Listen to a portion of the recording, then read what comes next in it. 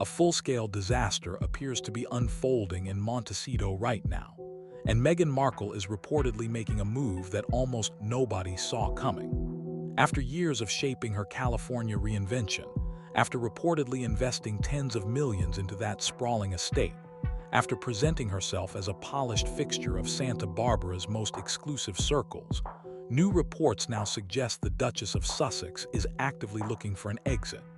Not a casual relocation, not a temporary change of scenery, a real escape plan from the very community she once praised, promoted, and framed as the perfect place to build a new life. And what makes this so striking is the sheer reversal of it all. Montecito wasn't supposed to be a stopover. It was supposed to be the final destination. It was supposed to be the clean slate, the soft landing, the carefully chosen paradise where everything would finally make sense. The place where the noise would fade, where the cameras would stop, where the pressure would loosen, and where the Sussex brand could grow quietly into something powerful. That was the story. That was the promise. But according to what's being reported now, that story is collapsing in real time, and Meghan, rather than digging in, may be preparing to cut her losses and disappear before the damage becomes irreversible. This also isn't being framed as a distant, maybe someday idea. The picture being painted by sources close to the couple is sharper, heavier, and far more urgent than that. It's Netflix, it's money, it's social standing. It's the way the air changes around you when people stop admiring you and start avoiding you. It's the backlash from corporate partners who expected one thing and got something else. It's the icy distance from neighbors who don't want to be part of your story. It's the whispers that began as private side-eye and have now grown into something louder, a constant hum of criticism that never really goes away. According to multiple reports, it's reached the kind of point where it's no longer manageable. No longer something you can smile through, no longer something you can fix with a new photo, a new headline, or a carefully crafted statement. Because when Meghan Markle starts retreating, when she starts scanning for exits instead of pushing forward, it usually means the situation has crossed the line from complicated into catastrophic.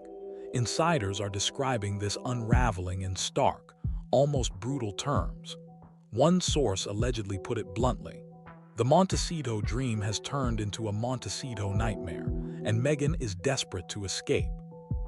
Another person familiar with the couple's situation claimed locals have made it painfully clear the Sussexes aren't truly welcome, and that the repeated rejection has taken a serious emotional toll. Not one awkward moment, not one cold conversation, not one bad week, but an ongoing, grinding pattern of polite exclusion that wears you down over time because it's never loud enough to confront, yet always clear enough to feel. Let that sit with you for a moment. The woman who walked away from the most famous family on earth, the woman who spoke openly about feeling trapped, isolated, and unable to breathe inside the constraints of royal life, is now reportedly suffocating in the paradise she chose for herself.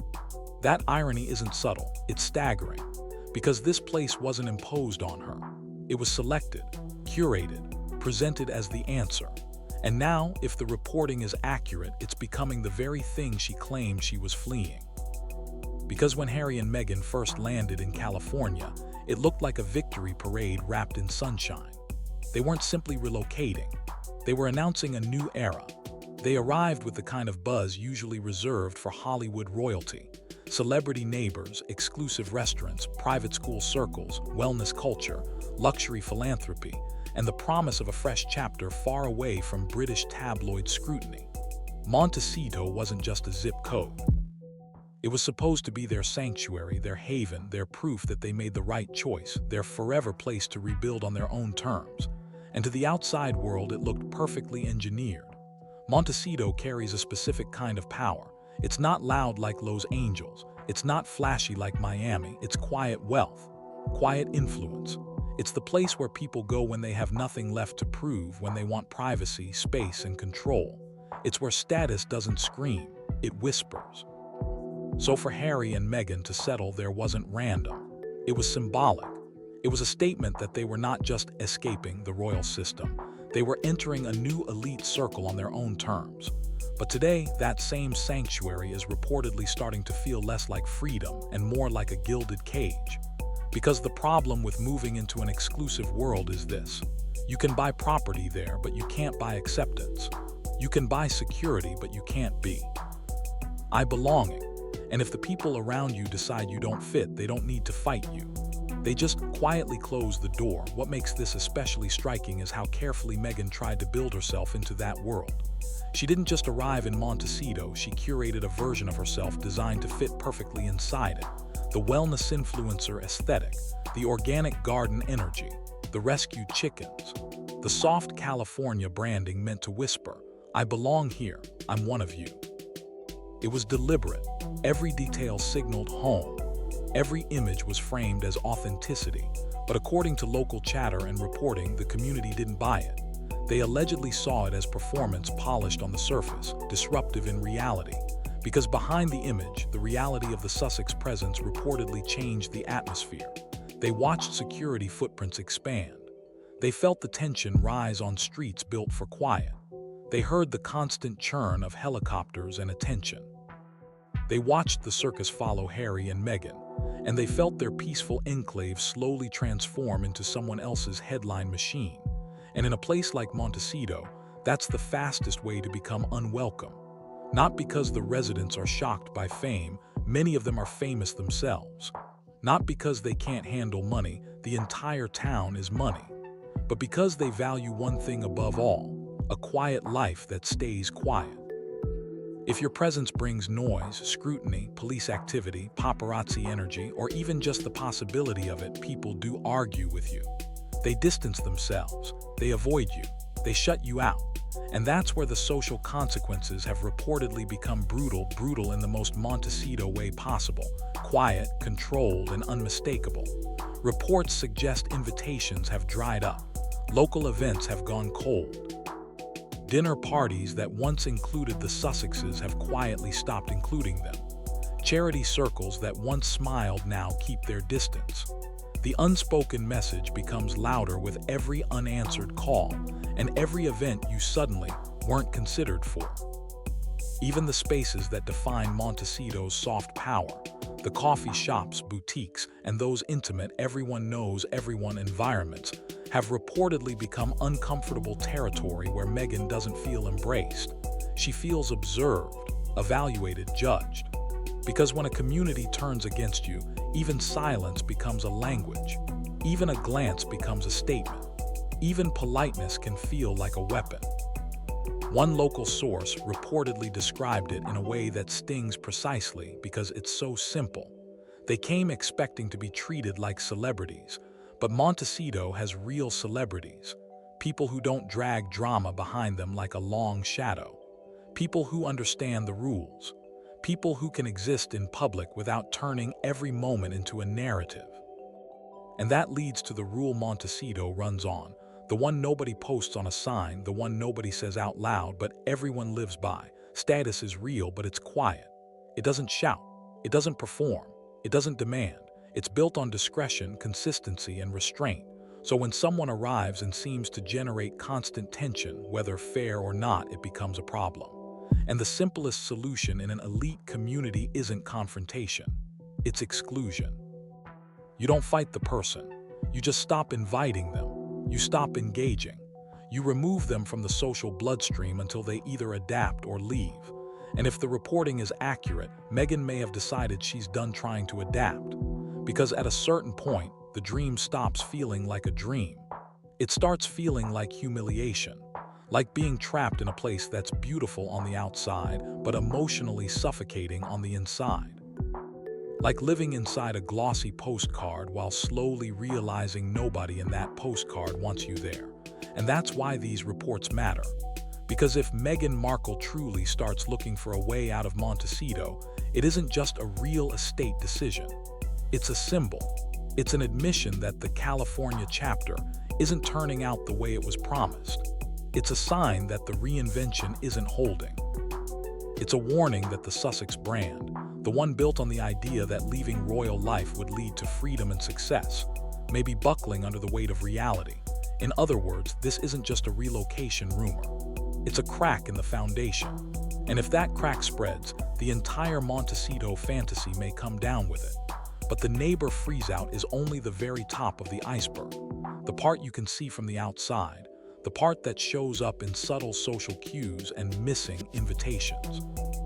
Because behind closed doors, the Netflix situation is reportedly far uglier, and what's being murmured inside the entertainment industry has sent a visible shiver through Hollywood. The same streaming giant that once reportedly handed Harry and Meghan a deal worth over $10 million is now, according to multiple insiders, having serious second thoughts. And when a company like Netflix, a company built on cold metrics, ruthless efficiency, and a deep allergy to wasted money, starts losing patience, it almost never ends with a warm debrief and a second chance. It ends with silence. It ends with meetings that stop getting scheduled. It ends with doors closing so quietly you don't hear them lock until you try to walk back in. Here's the part nobody wants to say out loud, because it's the part that turns a setback into a collapse. If Netflix is truly pulling away, the Sussexes aren't just losing a contract. They're losing the one thing Hollywood values more than fame, more than prestige, even more than buzz: momentum. In this town, momentum is oxygen. It's what keeps people returning your calls. It's what convinces executives to gamble. It's what makes agents fight for you. And once momentum dies, everything else starts dying with it. The deals, the credibility, the "we're still in demand" illusion that keeps the machine running. Industry sources claim Netflix executives have grown increasingly frustrated with the gap between what Harry and Meghan promised and what they actually delivered. The content that was supposed to feel rare and groundbreaking began to feel familiar and repetitive. The projects that were supposed to expand their brand either flopped, stalled, or never fully arrived in the way the industry expected. The documentary series meant to be a triumphant, cinematic love story became, in the eyes of many viewers, a long public complaint that polarized audiences instead of building loyal support. And after that, the follow-up content didn't stabilize the narrative. Instead, it became a pattern: big announcements, glossy headlines, a trail of coming soon, and not enough finished product to justify the level of hype, the level of investment, and the level of attention Netflix initially poured into them. That's what makes this moment so dangerous.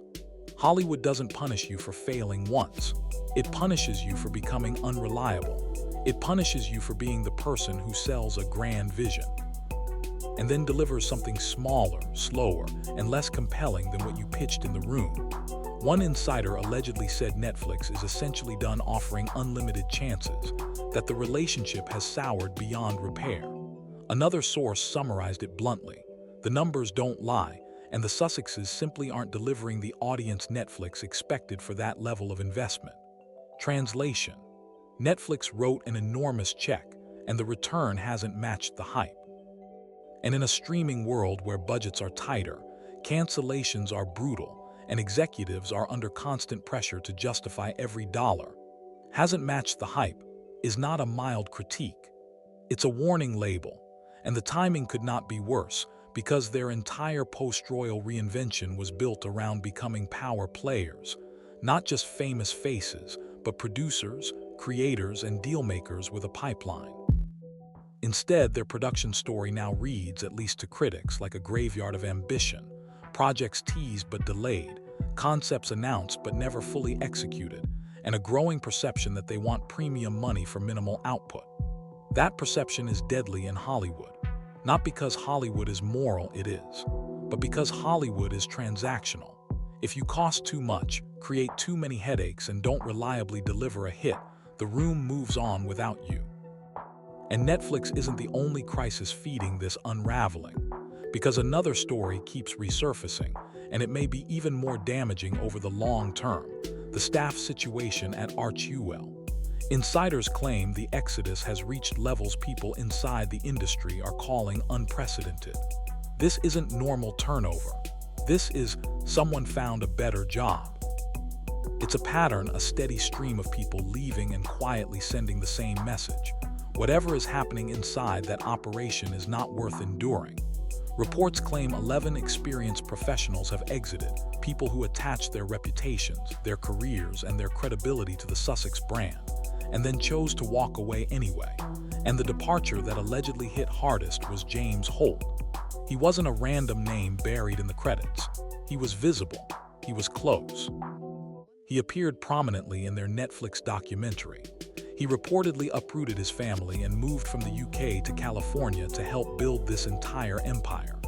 He was there through scandals, launches, PR storms, and constant reinvention, through every high-profile moment where the outside world saw progress, while insiders reportedly saw chaos.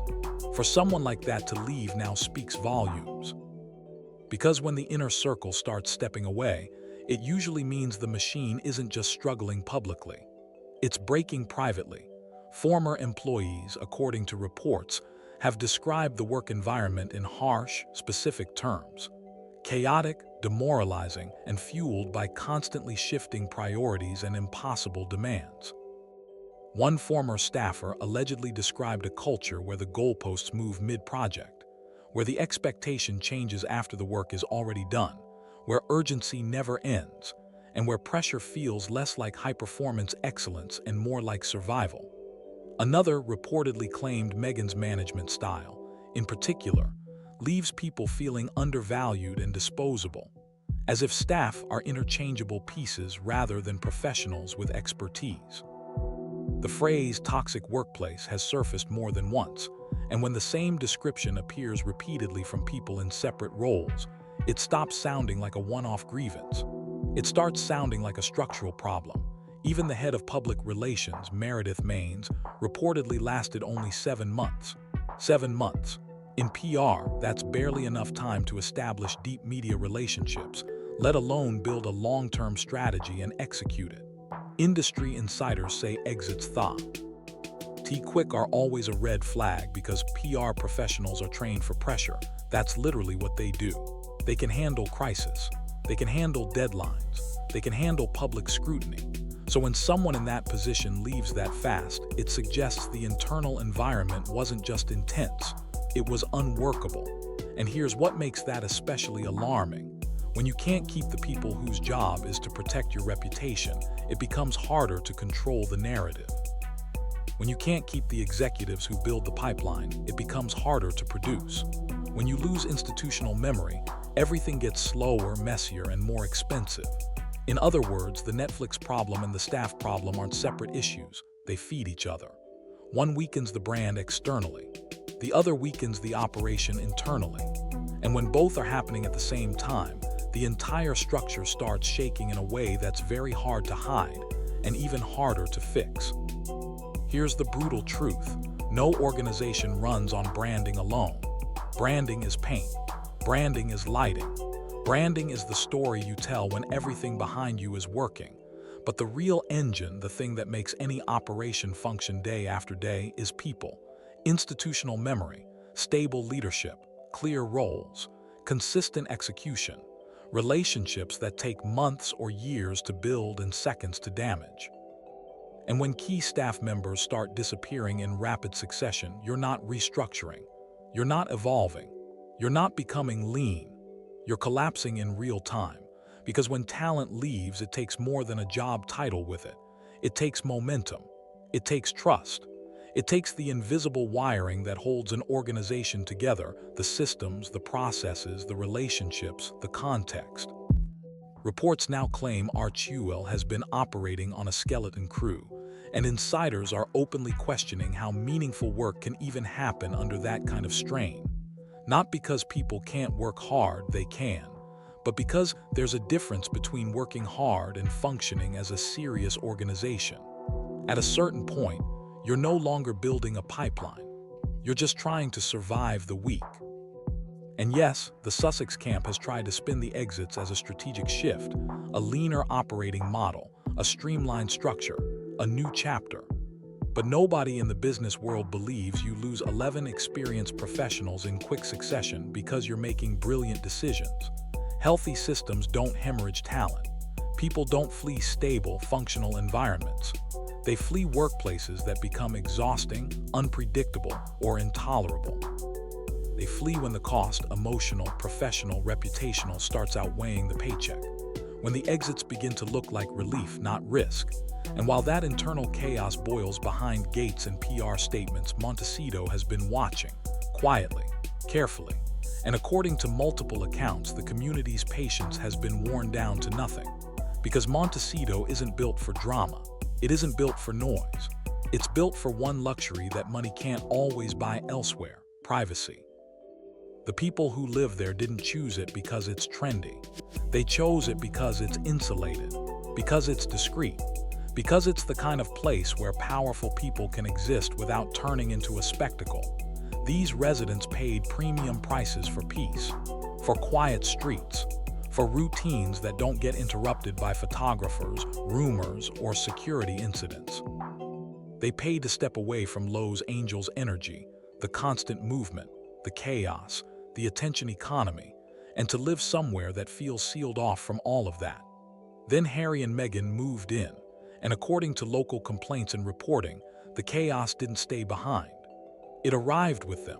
One longtime resident allegedly said the community functioned perfectly well before the Sussexes arrived, and that many wished the circus would take its tents somewhere else. Another neighbor reportedly noted that every headline affects everyone. Every photographer who shows up, every rumor cycle that explodes, every security flare-up that triggers police presence, every burst of attention that ripples outward into the surrounding streets. Even if the Sussexes are the target, the community becomes the collateral damage. And resentment, according to insiders, has been steadily building.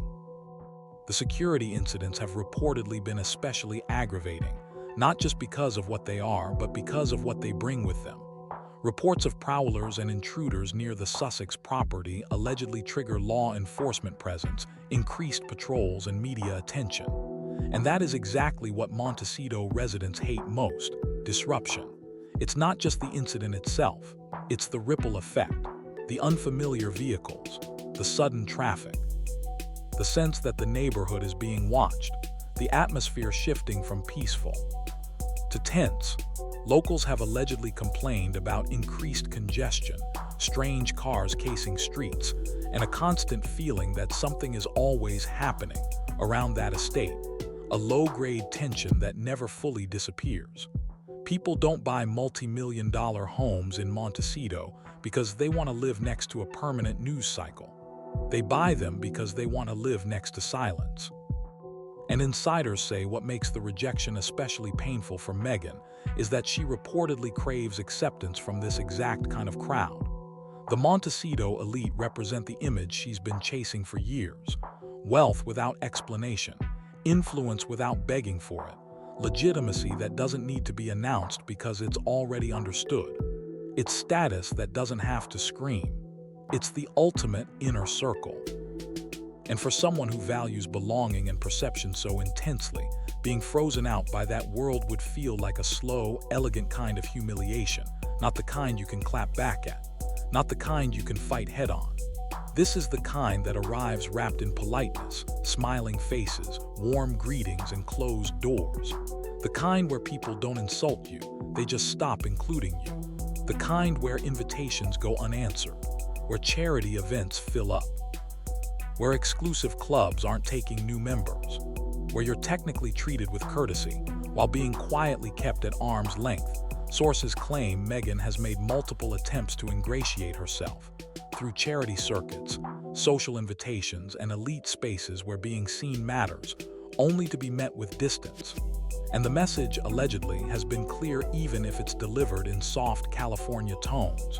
You're not one of us, and we'd prefer you didn't stay. And what makes it sting even more is the comparison sitting right next door. Oprah Winfrey, Ellen DeGeneres, tech billionaires, movie stars, people with massive fame and far bigger fortunes. They manage to live in Montecito without generating constant controversy. They protect their privacy. They respect the community's expectations. They move through town without turning every outing into a headline, and they understand the unspoken rules. Keep it quiet, keep it contained, don't bring noise to the neighborhood. Harry and Meghan, despite talking endlessly about privacy, appear unable to achieve the quiet celebrity lifestyle their neighbors manage effortlessly. And in a community built on discretion, that failure isn't just inconvenient, it's unforgivable. Because to Montecito, privacy isn't a slogan, it's the entire point. Across the Atlantic, the British public has been watching this California unraveling with something that looks uncomfortably close to satisfaction. Not quiet concern, not sympathy. Something sharper. Because in the UK, this story hasn't been framed as two people trying to start over.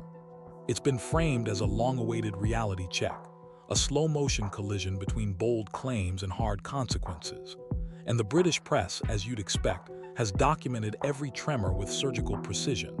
Every wobble, every setback, every awkward headline, every staff departure, every sign that the grand Sussex experiment isn't merely struggling, it's cracking. Royal commentators who have criticized them for years now feel vindicated, treating each new development like proof they were right all along. Every report becomes another "told you so." Every stumble becomes another chapter in the same argument. That leaving wasn't the problem the way they left, the bridges they burned, and the promises they made were. The Sussexes said they wanted to escape the British tabloids, yet they've somehow generated more negative coverage than ever. Only now, the blame can't be easily placed on palace machinery or institutional spin. This time it's playing out in plain view, and to many observers it looks self-inflicted. And that's what makes the fallout so damaging. They didn't just leave. They scorched the earth behind them. The Oprah interview, with its explosive claims and emotional framing, didn't simply shock viewers. It permanently altered their relationship with the royal family and with large portions of the British public. Whether people believed every detail or not, the result was the same. Trust collapsed, resentment hardened, and the door to easy reconciliation slammed shut. They can't simply crawl back to London and ask for refuge or protection when the California chapter gets hard. They chose California. They chose Hollywood. They chose to build their story on their own terms. Now they have to live inside the consequences of that choice, without the safety net they once criticized. And those consequences aren't only social. They aren't only reputational. They're financial, and that pressure is starting to sit like weight on the entire structure of their life.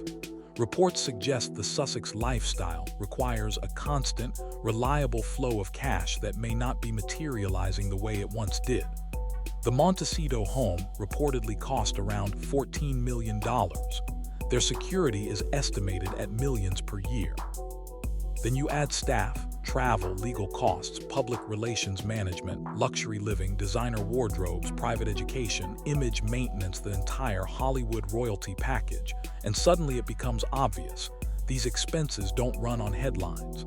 They don't run on sympathy. They don't run on prestige. They run on income. And insiders claim the income isn't keeping pace. That's what turns a celebrity reinvention into a business crisis. Because if your lifestyle is built like an empire, but your revenue stream starts shrinking, you don't just feel pressure, you feel panic. And the collapse of the Spotify deal was reportedly a major blow, not only financially, but reputationally. A partnership said to be worth around $25 million reportedly ended after producing limited output and maximum drama, and the public remarks that followed did real damage. When a Spotify executive publicly labels you grifters, it doesn't land like a petty insult. It lands like a warning flare to the entire industry. In Hollywood, being publicly trashed by a major corporation isn't just embarrassing, it's radioactive, because brands watch that, studios watch that, agents watch that, and they all ask the same question before they sign anything. Is this partnership worth the headache? Is it worth the reputational risk? Is it worth the uncertainty? Because in corporate entertainment, one deal can go wrong and stain everyone attached to it. And sources claim that's exactly why new brand deals have become harder to secure. Companies don't want to inherit Sussex baggage, controversy, backlash, political crossfire, unpredictable headlines, and the possibility that your partnership becomes the story instead of the product. One marketing executive allegedly summed it up in brutally simple terms.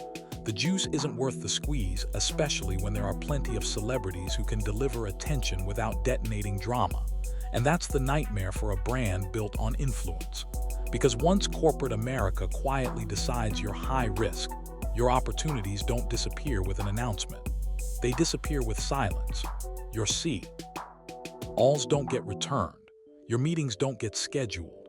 Your potential partnerships suddenly go in a different direction.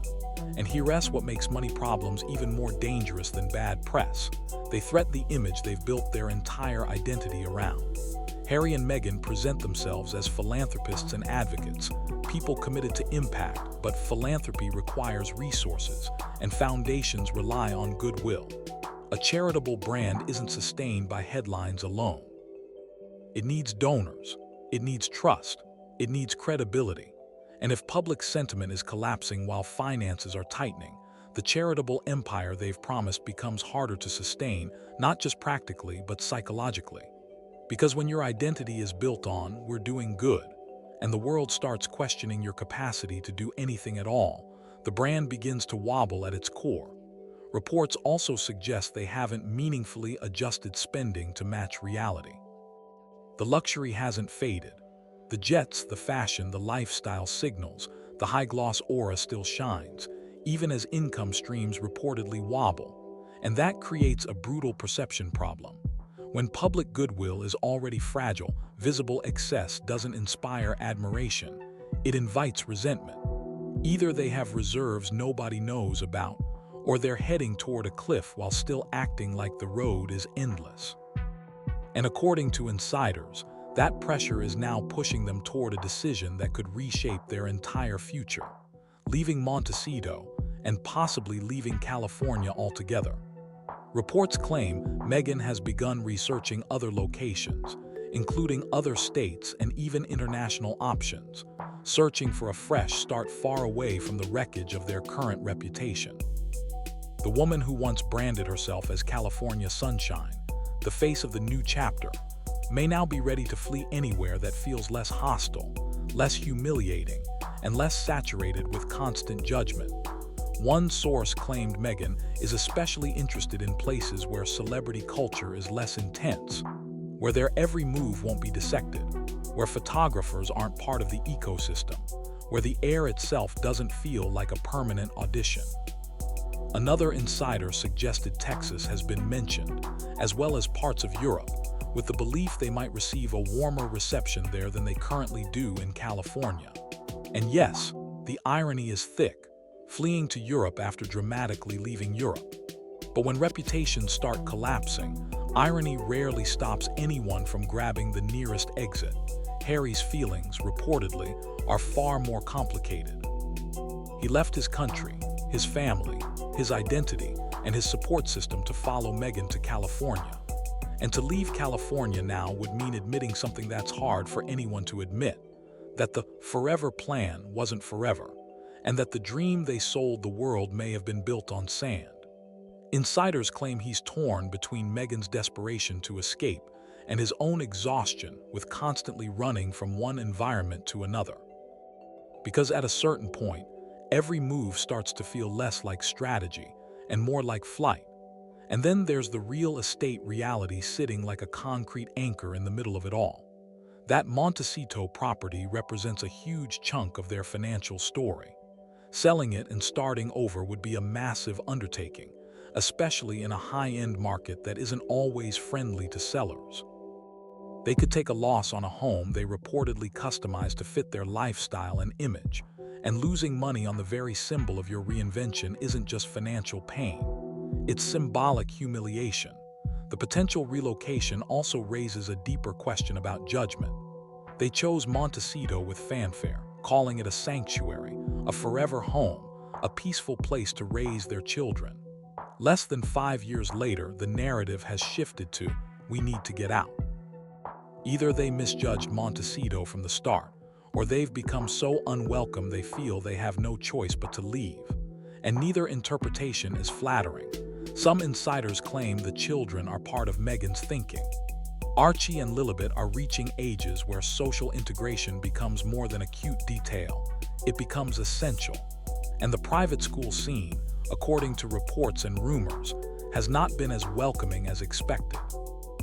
One source claimed playdates have been difficult to arrange, and other parents have been hesitant to involve their children with such high-profile kids.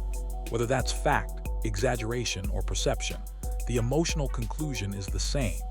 Meghan believes her children can't thrive in Montecito, not just socially, but psychologically, in a place where their family feels quietly, constantly excluded. But the relocation talk has done something else too, something even more dangerous than financial pressure. It has reportedly exposed deeper fractures inside the marriage itself. Sources close to the couple claim the stress on their relationship has reached critical levels. Early on, their partnership was fueled by a shared mission: romance, escape, us against the world, a sense of destiny. But now, with their California dream cracking, unity is being tested like never before. One insider described their dynamic as increasingly strained, with each blaming different factors for their current crisis. Another suggested Harry has begun questioning some of the decisions they made, especially how they handled the departure from royal life and their post-royal media strategy. Whether he's questioning Meghan directly or simply processing regret he never allowed himself to feel, insiders say the tension is palpable. And when tension becomes visible in meetings, in appearances, in the way a couple moves around each other, it stops being gossip. It becomes a warning sign. The fundamental problem, according to those familiar with the situation, is that Harry and Meghan were never chasing the same version of post-royal life. On paper, they were aligned. Escape pressure, build something new, protect their family. But under the surface, their end goals were radically different, and that difference matters because it shapes every decision they make. By many accounts, Harry wanted peace. Not peace as a slogan, but actual peace: quieter days, fewer battles, fewer headlines, fewer enemies, a chance to raise his children without the relentless fishbowl he grew up trapped inside. Meghan reportedly wanted something else entirely. Not quiet, not retreat. An empire, fame with leverage, influence with reach. A platform large enough to fuel ambition, power, and long-term relevance. And here's the collision point: peace demands less spotlight. Empire demands more. One is built on stepping back. The other is built on stepping forward. One is about shrinking the noise. The other is about owning the room. Insiders claim that clash isn't theoretical anymore. It's showing up in real-world professional spaces. Meetings that feel tense. Conversations that go sideways. Priorities that don't match. Decisions that drag because they can't agree on the why behind the what. Because if one person is trying to minimize exposure and the other is trying to maximize it, you don't just disagree on strategy, you disagree on identity. And when that kind of disagreement starts surfacing in rooms with executives and partners, it doesn't stay private. It becomes part of your reputation. The British press has been fixated on Harry's demeanor in recent public appearances, pointing out that he often looks uncomfortable, uncertain, or visibly unhappy. Whether that's marital strain or simply the weight of a collapsing plan is hard to prove, but the observation has become so common it's starting to define him.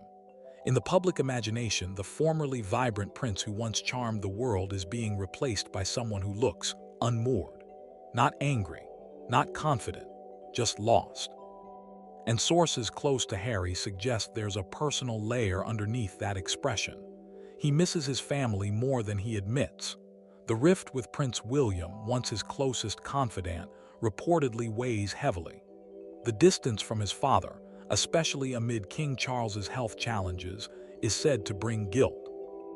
And all of it traces back to one irreversible choice: the decision to follow Meghan to California, chasing a promised outcome that, for many observers, hasn't materialized the way it was sold. Now zoom out, because industry insiders say the next few months could decide whether the Sussex brand survives at all. Hollywood runs on momentum, and the Sussex momentum hasn't just stalled, it has reversed. Every failed project, every staff departure, every neighbor complaint, every awkward headline reinforces a single narrative: decline. And in entertainment, narratives become self-fulfilling. Once the room decides you're fading, opportunities don't vanish dramatically, they evaporate quietly. Executives who might have taken meetings a year ago are reportedly declining now. Agents who once saw potential now see risk. The window that was wide open is closing fast, and nobody waits around in Hollywood for anyone to figure it out. One veteran manager allegedly put it in the most brutal Hollywood language possible. In this town, you're only as good as your last success. And by that standard, the Sussexes haven't had a clear, undeniable win in a long time. Another insider said the issue isn't only that projects have underperformed, it's that everyone now believes working with them is difficult, and reputation damage like that takes years to repair. That's the kind of label you can't outmessage. You can't PR your way out of it. Because once an industry decides you're expensive, unpredictable, and high drama, you become something far worse than unpopular. You become avoidable. Translation: they're starting to look like industry poison. And the most brutal part is that they don't have a real fallback. Most celebrities who hit turbulence can step back, regroup, pivot into something stable, or simply live comfortably on accumulated wealth while the heat dies down. Harry and Meghan can't do that easily. They burned bridges with the institution that gave them their original platform. And if reports are accurate, their wealth may not sustain their current lifestyle indefinitely. Not at the level they've built, not with the security costs, the staff costs, the optics costs, the constant overhead of living like they're still at the center of the universe. Insiders claim you can feel desperation creeping into decision-making. Opportunities that might have been rejected a year ago are now being considered. Partnerships that once would have seemed beneath them are now being explored. The leverage they once had the ability to demand premium terms simply because of the royal glow has thinned along with their commercial appeal. Even if they manage to produce a hit, rebuilding trust could take years, and those years are unforgiving. The world moves on. New celebrities rise. New storylines take over. New scandals replace old ones. Attention is a migratory animal, it doesn't stay loyal. And that's what makes their situation, depending on your perspective, either tragic or self-inflicted. Because they did have genuine assets. Harry's royal connection gave them access most creators could only dream of. Global audiences, elite networks, world leaders, once-in-a-lifetime institutional proximity. Meghan brought on-camera appeal and a Hollywood background that should have helped them translate that access into compelling content. Together, they had name recognition money can't buy. Critics argue they squandered it through poor execution, messy strategy, and an inability or unwillingness to consistently deliver. But the most damning verdict isn't coming from executives or neighbors. It's coming from the audience they wanted most, the public. Social media, once crowded with defenders, has turned increasingly hostile. Comment sections that used to debate now mock. Analysts who track sentiment say favorability has dropped across multiple demographics. And one observer pointed out something almost impressive in the bleakest way. The Sussexes have managed to unite critics across the political spectrum. Conservatives dislike them. Progressives roll their eyes. And both groups seem exhausted by the constant drama, the constant complaining, the constant cycle of grievance paired with visible luxury. In America especially, the fatigue is growing. Americans will tolerate celebrity excess, but they expect celebrities to produce entertainment, results, value, something that justifies the attention. The constant complaining about hardship, paired with the unmistakable luxury of their existence, reads as tone-deaf to many and offensive to others. Sources claim private polling has been conducted and the results are alarming. Negatives outweigh positives, and the trajectory is still moving in the wrong direction.